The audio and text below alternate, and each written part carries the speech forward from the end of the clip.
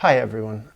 I am going to make this video in the spirit of a public service announcement. Last night I got mugged. I got mugged out on the street at night. I got robbed by two guys. It was terrifying, it was horrible, and I want to talk about it in the spirit maybe of helping someone else who has gone through this. Because I know afterward I came back and I was searching on the internet for stuff and looking what do you do after you've been mugged and how you're supposed to feel after you've been mugged and thinking about trauma. I mean, for someone who hasn't watched any of my videos before, I was a therapist for 10.5 years. My focus was on helping people, ironically, heal from trauma. My YouTube channel is about healing from trauma, healing specifically from childhood trauma. And I went through an experience last night that I guess one could describe as traumatizing. I don't know if I was traumatized. It's a question I have. It's confusing. But what I came here to talk about today is just what I went through, what was going through my mind last night, what led up to it, what the experience was, what happened afterward, my experience with the police, and also how I am today. It's, 14 hours later. I was mugged, robbed 14 hours ago. Also, I want to say, first of all, I didn't sleep well last night. That's definitely part of the consequence of what I went through. I usually sleep 8, 9, 10 hours a night. I slept 3 hours, maybe that. I'm not at my best. I'm not thinking so clearly, in part because of what I went through and in part because of the sleep. And I think that's normal. That's to be expected after what I went through. But anyways, I would like to try to be as rational and clear as I can to talk about it, to make use of this unpleasant, awful experience that I went through, because that's something that's very important for me. Yes, I was a victim last night, but I don't want to come out of this in the long run being more victimized. I want to feel more empowered. And so I'd like to share my experience, and even some of the experience, strangely, and I'll get into that, there was a couple of empowering moments. It's very bizarre. So what happened? Last night I had dinner. After dinner, I like to go take a walk. We're in the middle of a lockdown in New York City and so much of the world, and there's a park that I like to go and walk in. There's people there often. There's sometimes rather empty spots, but I've walked there, well, for years and years. In the last 6 months, I've walked there every night, pretty much. And it was dark. It was only 7 p.m. There was lights out, street lights and stuff, but it's an isolated kind of park. A danger, in a way. Yes, obviously it was a danger. I got robbed there. But usually I feel safe. Well, oh gosh, this isn't going to come out in a linear way. I'm a little discombobulated. I'm a little fragmented from the experience, and I think that's normal. I was invaded and I was violated, so I took a walk. I'd walked from where I live already. I walked way down to a bridge called the Williamsburg Bridge that leads to Brooklyn, but I walk under it and then I walk back. I was, only 10 minutes from where I live, and I was actually sending someone a message on WhatsApp on my phone. I was dictating a message to somebody who had sent me a message, and I saw two young guys, and they were kind of standing in the shadows a little bit, and they didn't look like they were up to much good. But I see people there. There's people there that are not up to good a lot. I see that, so I just avoid them. But I got a weird feeling from them. I kept walking. I didn't want to draw too much attention to the situation, but I did look back, and I could see they were watching me, but they weren't following me. So I was like, that's good. I kept walking and kept walking and kept walking, and I felt that I'd outdistanced them. So I continued leaving the message. I actually told the person I was leaving the message that there was two creepy-looking guys, young guys, and and I even said it. I said, but I'm not really worried. If they do really start to seriously follow me, I will run. I'm in good shape. I'm a fast runner. Okay, I'm 49 years old, but I'm still really fast. I can run. Wasn't scared, really. Well, literally, right as I was saying that, how do I describe it? All I know is that I got swung around. Someone had a hold of my hand. I think the other guy had a hold of my other arm. They're yelling at me, and they're in my face, and they both had a hand free, and they're both holding their hands back like they're going to punch me in the face. I didn't see any weapons aside from them. And it was overwhelming, and I had headphones on, my phone, and one of them screaming, "Give me the effing phone!" And the look on their face was rage and hatred. I was terrified, and I was spun around, and I thought I was going to get hit. And I just said, "Don't hit me, don't hit me." I said, "I'm not going to fight, don't worry." And I got out of their grip, and I said, "I'm not going to fight, don't worry." It was interesting what I did. I almost went into therapist mode. I just sort of talked to them calmly. They were both about 20, 21. I'm 6'4". One was probably 6 feet. One was about 5'10". They were probably weighed as much as I did. They were strong. They were stronger than I. They were probably, I mean, they're younger. They're 25, 30 years younger than me. I instantly just in my gut knew that they would kill me if I fought. I felt they also wanted me to fight back. There was part of me that felt like they really wanted to hurt me. I even afterward had an image that if I had fought back, they were going to get me on the ground and probably kick me, really hurt me badly. They were going to punish me if I didn't comply.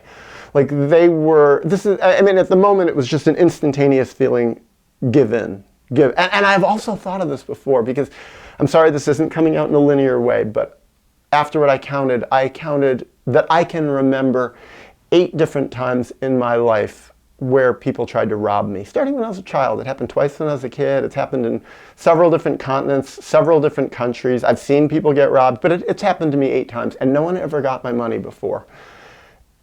And I've thought about what happens if they do really get into my personal space, touch me, physically get aggressive on me. And these guys were aggressive. They were holding me. I mean, I had marks in my hand afterward. As I was falling asleep, one of my shoulders hurt, probably from getting ripped around, but they didn't hit me. Well, I always thought my attitude was, if I feel like my life's in danger, I will give them anything I have. Just give it. And I talked to them, and I said, yes, don't worry, you can have all my stuff. And they calmed down, but they still had this look like hatred on their faces. And what I thought afterward was this is more than just trying to get my money. They were expressing some deep level of rage and hatred, just hatred. Traumatized people. People, I'm sure, who had been traumatized before in their life. And I'm not sitting here to pity them, so don't get me wrong. I'm not taking their side in an objective way, but this was more than just what they were doing to me. This was more than just doing a business job. But and they also said, "Give me your wallet. Give me your phone." So I gave the phone, and then as I was reaching for my wallet, they started touching me all over, and they touched my body. And so it was a very dirty feeling, awful, violating feeling. But I pulled out my wallet. I gave it to them, and then this is where it got weird. And this is the only part. I felt good that afterward when I thought about it, that I was so calm. I talked in a very calm voice. I also told them, I said, "You guys won. You got it. There's no fight for me. Don't worry. You don't got it. You don't got to be violent. There's no fight." And one of the guys did say to me, he said, "Just because you're taller than us, we will fuck you up. We will." And they were like, I could just feel they wanted to beat me. They really wanted to beat me down. But anyways, I just refused to participate in that. But what got strange is I realized it was like less than 2 weeks ago, I received my brand new driver's license in the mail. I paid all this money to get a new driver's license. My old one expired. Took a lot of work going to the Department of Motor Vehicles. They finally sent it to me. It took months because of this pandemic thing to get an appointment to get the driver's license. They sent it to me. Very hard to... What would I do to get it replaced? So I just realized, I was like, they don't need my driver's license. So I told the guy who was holding my wallet, I said, "Listen, I've done everything you want." I said, "Can you just give me my driver's license back? I just got a new license, and it's going to be such a pain for me." And the funny thing was, they were different. The 2 guys were different. The one who I said it to looked like he couldn't care less. He just looked like he hated me. The other guy looked like he had compassion on his face for me. I think he felt bad for me. I think he felt empathy for... I don't want to cry, but, it was weird. And so they looked at each other. It was this uncomfortable moment. And the guy was like, they just had a moment of some communication between the 2 of them. And he opened my wallet like he was and he's looking through it, but my driver's license was stuffed in a pocket. He couldn't. And I don't know what overcame me, but somehow at that moment I just felt like I took the wallet out of his hand, and I took it back. And then he got furious. "Give me that wallet! Don't you touch it! Get your hands off! Blah blah blah." And so I was like, no, I just thought you'll never find it. It's deep inside. But he took it back really fast. So then I put my hand in it and I pulled out the wallet, but he's trying to like tell me don't do it. But I could tell he didn't want to hurt me anymore. I just felt at that moment that I wasn't going to get hurt. And so I got the driver's license out and I took it. But he said, what else you got in there? You got a credit card. And he did get my credit cards. I was like, take my credit cards, take it. Well, so what ended up happening? Oh, and then he said, give me the password on your phone. Tell me the password on your phone. So I told him. I just didn't. It was just like I was in the mode of just like give him stuff that I don't need. I don't know why, but I gave him the password on my phone, and then he let me have that. And then what he did is he took all the money out of my wallet. He took the credit card and my debit card, my bank card, and he gave me the wallet back. Oh, I think I said it to him. I said, well, you don't need anything else. I said, give it back to me now, right? Come on. I was like we're people here. I was like, you're an adult. I'm an adult. You know I'm going to need my wallet. So he just gave it back to me. It was weird. It was like there was a part of him that was human. I felt I was dealing with two human beings. And then it was strange. I don't know how it happened, but he also handed me back the headphones on my phone. He pulled my headphones out and he gave them back to me. It was like he wanted me to like him in some way. It was so bizarre. Why am I crying? I cried a little bit afterward when the police came, but they showed no empathy. Maybe I can have empathy for myself in this moment. And I was too embarrassed to cry in front of my friend afterward. I talked with a friend last night. I just felt embarrassed. But what happened was somehow I walked with them. We walked for a while together. I think, and this is something that's really important that I want to get into in terms of trauma, is that I wanted to make sure they knew what they did, how bad it was that they did this. And so,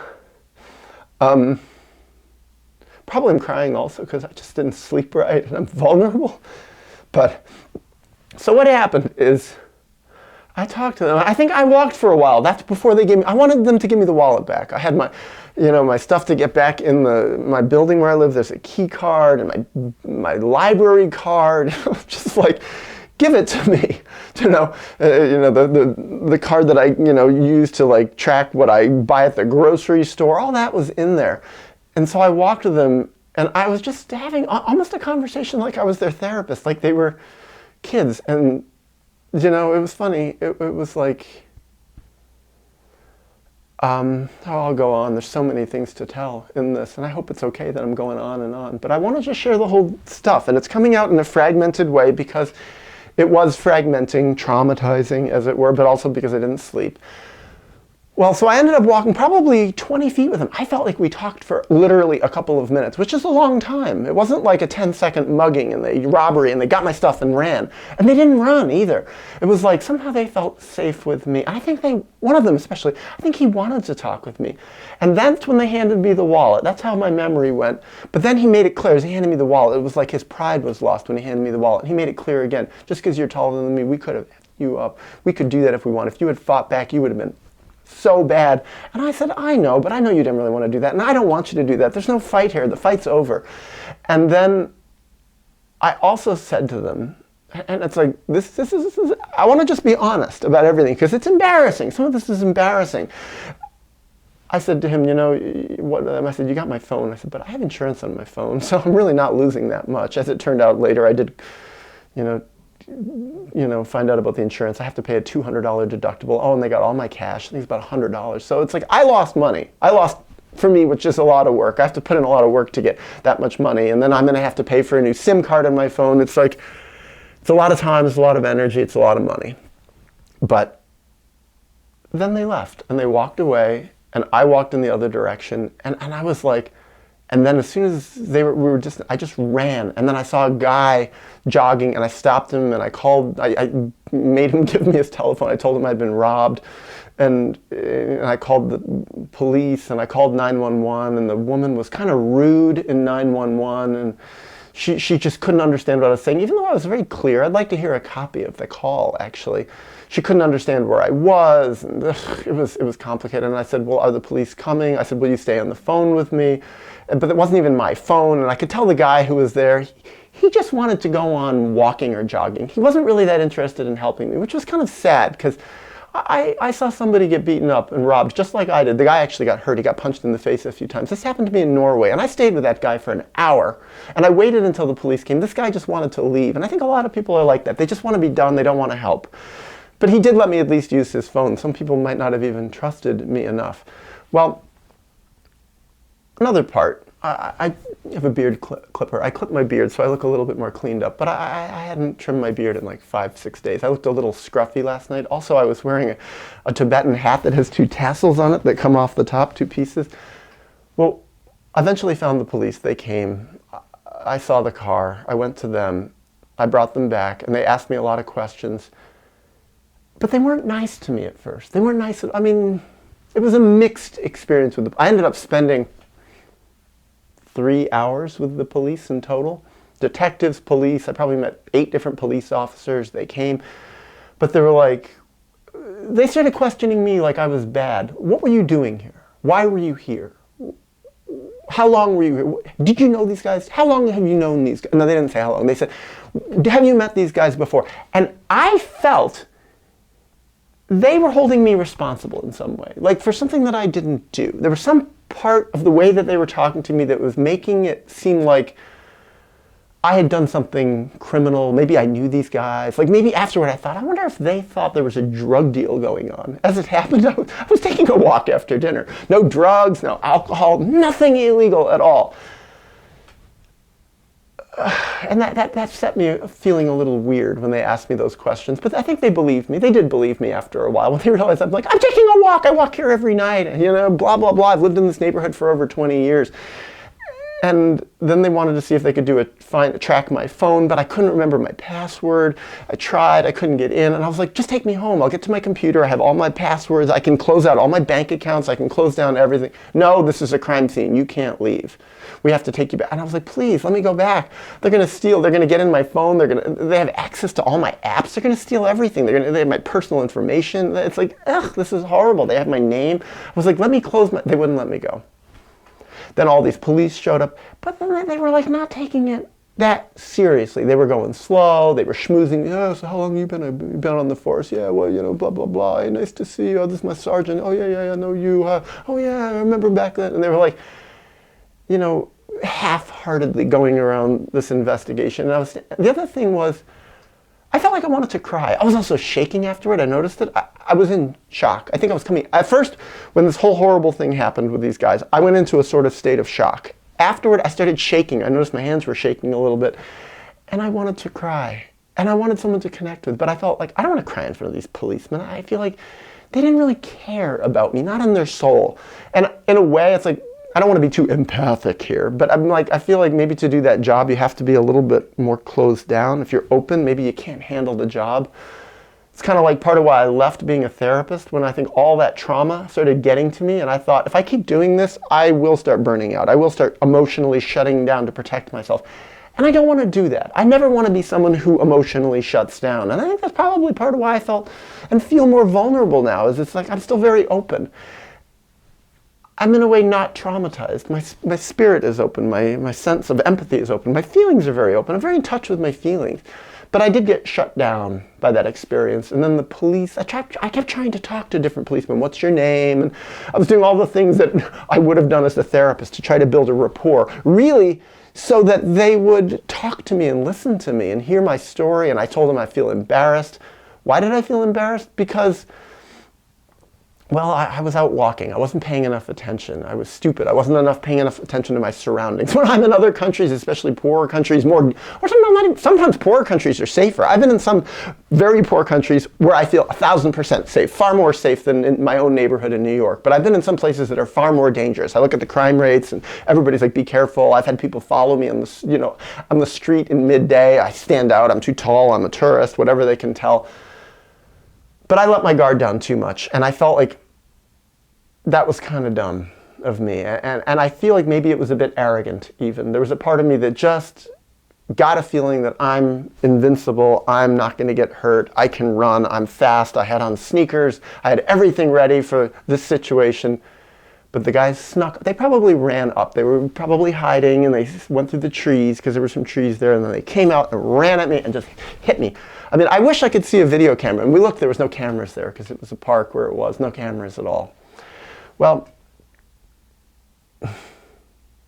stayed with the police a long time. I asked like 5 times. Finally, one of them let me use their phone so I could call my friends and tell them, my roommate, that I'm not coming home. Told him, he was like, oh my God, are you okay? And I was like, yeah, I'm not hurt.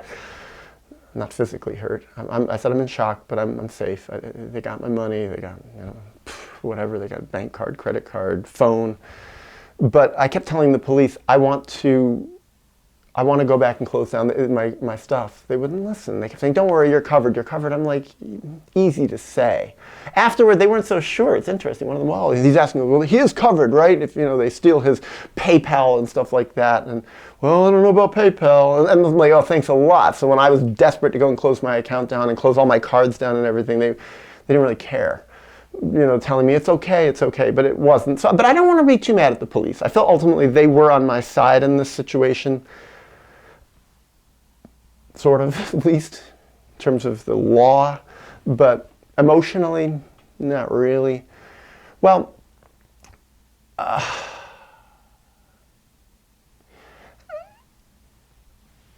think I can sum up a lot. Ended up going home, getting my computer, getting some of my stuff, we did a track my iPhone, and they tracked it to a building. This is the irony, it was in a building that was like half a block away from a place in a rough neighborhood, in a rough part of my neighborhood, 15-minute walk away from where I live, that I used to teach after school pre-kindergarten. I taught 4 and 5-year-olds there. And I remember 21 and a half years ago when I taught there in this place, it was a lot rougher. I'd go there, I stood out, as we say in English, I stood out like a sore thumb, and people would look at me, and I always thought I'd bring my guitar in every day to class when I'd go into this place. And I felt like I'm invincible because I'm a pre-kindergarten teacher. I'm teaching your 4 and 5-year-olds. And it's like here, these people were younger than the students that I taught. I actually still know some of my students. Some of them turned out to be pretty rough. Some criminals, one of them's actually dead. He got shot. We're actually just a couple blocks away from where they tracked my phone to, but it was in a big building and they couldn't find out where, so they just sort of gave up on it, the police did. But I remembered the address. I know where these guys, or one of them lives, or where they went afterward. It's weird. It's like, I know the place. Do they know my address? I think it's also weird. Should I be talking about this publicly? They know my name. They can Google me. They can find me. But I think, you know what? Screw this. I didn't do anything wrong. I don't think these guys have anything to hold against me. In fact, I think if the circumstances were a little bit different, and it may yet happen someday, I could sit down with these guys and have a real conversation. And at least the one who had his more open heart, I feel he would feel really terrible about what he did. Because I also said this to them. I said, you really scared me. You shouldn't do this. And the one who was embarrassed, or who had more open, he kind of looked down. I felt he was ashamed. The other one didn't seem to go in, but I just said, that's not right. You scared me. That was not nice. I told that to the police afterwards. The police said, that's the kind of thing, maybe they won't do it again. I hope it's true. The other thing is, it's like, am I angry at them? Maybe, yeah, kind of anger. I don't know. I mean, do I want to beat them and get even? Honestly, I don't. I don't feel that. I also feel like, yes, they hurt me. Yes, they harmed me. Yes, they violated me. This was a violent crime. I asked the police, what is this? And they said it's a robbery. It's a felony. It's considered a violent crime. I was violated. They touched me. One of the questions they asked is, do you feel threatened with your life? I'm like, hell yeah. I felt like I was going to die for a couple of seconds there when they were shaking me around. I thought they were going to punch me in the face. I thought it was horrible. So it was a violent crime, even though I don't have any damage. I had some red marks in my hand, my shoulder. But where am I going? My head's all over the place. But this is what was interesting. Afterward, this is really key, I felt kind of sorry for them. I felt like they're going to have really bad karma from doing this. Like, in a way, in the long run, they're going to have a worse experience because of what they did to me than I am. I'm going to come out of this. I'm going to probably sleep well tonight because I'm exhausted today. It's going to be an experience. I'm going to make something good out of it. Already I'm talking. I'm going to try to put this up today if I can edit it. Maybe it's too long. Maybe I'll be too embarrassed. But I think I want to put it up now while it's fresh. And usually I wait a while. I think about my videos. Some of the videos most recently I put up, I made them a few months ago, 2-3 months ago. But this is fresh. This is now. But I thought, I was feeling bad for them. And also the way I talked to them calmly and the way I talked to them, had compassion for them and, said that what they did was not right, and also, having an exchange with them and not freaking out and not crying and, not even being, the weird thing is after like three or 4 seconds, especially once they let go of me, I wasn't even scared. I was terrified for a few seconds there when they were grabbing me and shaking me and I thought I was going to die. But then as soon as I realized they weren't going to kill me or even beat me up, I was like, that's when I took the wallet out of the guy's hand. I did laugh afterwards. I literally grabbed my wallet out of a robber's hand. And he, I was going to give it back to him, and I think he knew that, which is why he didn't beat me up. But it was like I laughed about the audacity, and it kind of made me feel empowered when I realized that I did that. And I think they respected me for it, and I respected myself. It was weird, and I laughed about it afterward, even in my sort of embarrassment.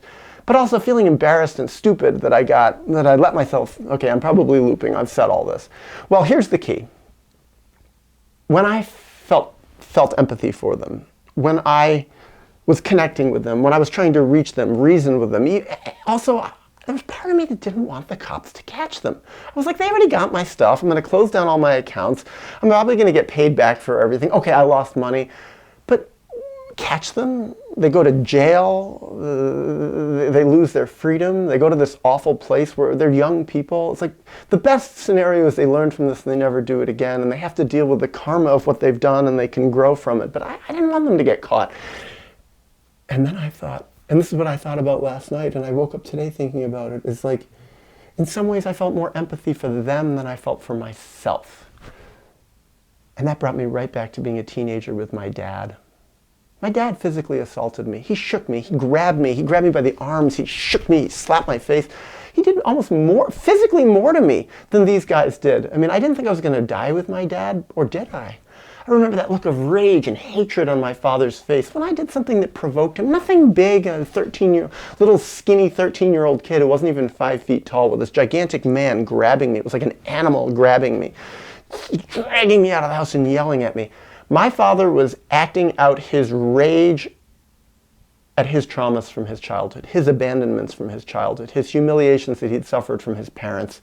He was putting it on me. And when I saw those guys, especially that one, the look, maybe both, the look of they wanted to kill me, they despised me, it was like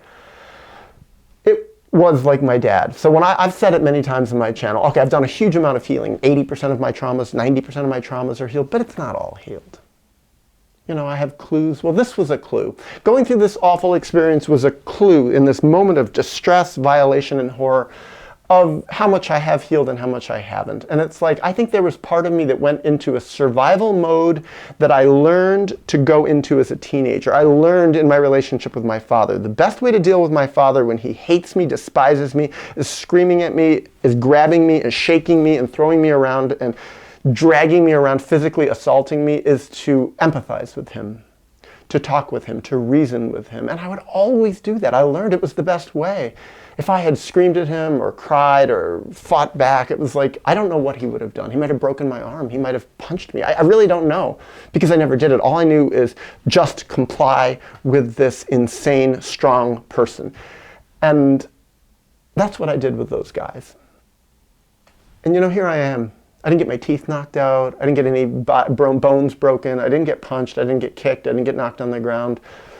But I'm left feeling like, is this who I want to be? Was it good that I did that? Yes, it's good, because I survived. And it's like, what would I have done if my father hadn't traumatized me? Might I have behaved differently? I think also, I went through a lot of crazy stuff as a therapist, threatened by clients. I mean, I worked with a lot of people who were full of rage and horrible, horrible trauma and awful diagnoses known as psychosis and this and that, and people in really intense altered states, people projecting stuff onto me. This is not unfamiliar. Never got assaulted as a therapist. I got threatened. Never had anyone put their hands on me. This is what I went through last night. It was worse than anything. I'm threatened to be killed, things like that. It happened to me as a therapist, sad to say. Sometimes by people I really, really cared about.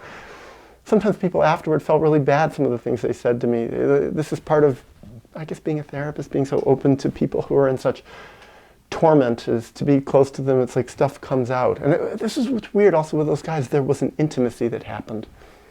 Some strange trauma bond that I felt. But I asked the policeman afterward, as we were walking back to his car. They drove me to home, drove me to the police station, drove me back home, and I appreciated that. But I said, do you think I'm going to be traumatized from this? I asked this policeman, just trying to, get something out of it, think about this, because I really was wondering, and I still wonder, what's going to be the effect? He said to me, people respond to stuff like this in all sorts of different ways. I said, well, what do you think about me? If you've seen a lot of people, you've seen crazy stuff. He said, well, you didn't get hurt, so that's good. He says, but you're talking to me. He goes, I don't think you will be. I appreciated that, because I don't think I will be either. I asked my friend afterward, I was talking to, I was like, do you think I'm going to be traumatized? He goes, I don't think so. Also, my friend has been robbed, mugged, the same way 3 different times, with weapons, people, stuff, and it was very helpful to talk to someone who also went through similar stuff. It made me feel less ashamed. Also, this is something I felt afterward too, is why did they pick on me? Okay, yes, I was not paying attention. I had a phone. But also I had this hat on. I brought my hat. I want to show you. This is the hat I was wearing with these 2 funny little tassels. And I thought, maybe I looked weak wearing it. Maybe I looked like a sissy or something wearing this hat. And I mean, part of me was ashamed. Why did I wear that? And I looked stupid. And part of me is like, I love that hat. It's been a special hat for many years. It's like, it looks a little different. But this is New York. You can wear whatever you want. But maybe these guys targeted me. Maybe I'm dumb. Maybe I should look tougher when I'm out there, look like this. But it's like, I'm in my own neighborhood. I want to be me where I live. And it's like, Well, afterward also, I went and read websites about mugging. And one thing that I really appreciated is one website said, don't blame yourself. It's not your fault. If you know, sometimes people, they say blame themselves. Don't do it. Don't go there. It's not your fault. Those people did that to you, And that really helped. Then I read other ones that went all into detail about don't go walking alone at night. If you are, be sure to be aware of your surroundings. Don't be on the phone. Don't lose your distraction. And I was like, don't be in, alone places where there's no people around, where it's isolated and bad neighbor. I did it all wrong. And there's part of me that felt guilty and stupid. I did feel ashamed. I did feel embarrassed. And I can't take that away. And I guess what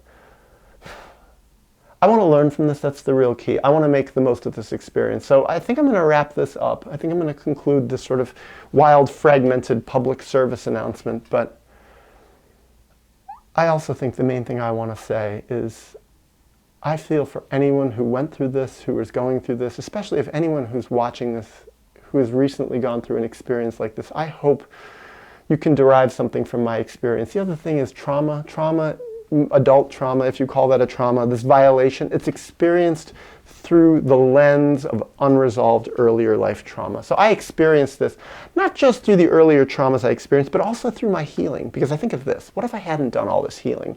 What if I'd been the boy that was so shut down as the result of my father abusing me? I was beaten up at other points, and what if I'd never done all this healing that I've done in the last 20, 30 years? Because I've done so much healing, I've done so much releasing and becoming the real me and grieving. I think it would have affected me a lot worse. I think it might seriously have traumatized me. I think I may do a follow-up on this to see if I'm right, that I'm not going to be traumatized in a few days, a week. Yeah, I'm probably going to be more careful walking out at night, and I probably won't like people being behind me, and I'll look over my shoulder, which feels vulnerable and I don't like it. I probably will do that. Is that a post-traumatic reaction, or is that just being smart? I don't know. But I think the real key is, in terms of this channel, in terms of experiencing trauma, is we experience trauma through the lens of the unresolved traumas in our life. And so I really am very, very grateful for all the healing that I've done, because I felt it made me better able to process what I'm going through, better able to be connected with my feelings, to have a self to come back to. I know when I was a child, I went through horrible, violating things that were worse than this. Being beaten up in school, beaten up in my neighborhood, awful, humiliating torments, having my pants pulled down, terrible, awful things that kids did to me. And back then, the saddest thing is I had nobody to talk about it with. I always did blame myself at some level. There must be something wrong with me. I'm too small and too ugly. I have no friends. I couldn't talk to my parents. I couldn't talk to my dad. They humiliated me more. My mom was like terrible. She violated me in a million different ways. And they weren't safe. I talked about nothing that I went through with anybody. Couldn't talk about it with my friends. I didn't want to lose my sort of masculine edge because my masculinity was so shaky because I was so wounded and so socially alienated and awkward. So now it's like, what I'm grateful for is all this healing I've done, the friends I've gotten, the ability to be open. I wrote about it in my journal. I also had to sit in this darn police station and detectives' rooms with the one-way mirror, and they questioned me, and that wasn't so bad, but I had a lot of time to just wait, and there was no internet, so I just sat and wrote in my journal. Really helped.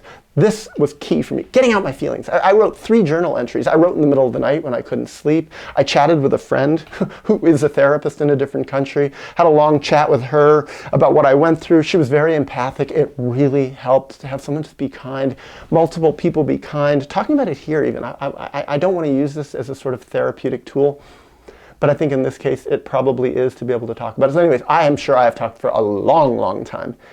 Anyways, so I'm going to wrap it up here. And I just want to say, I hope this helps you, and thank you for listening to this.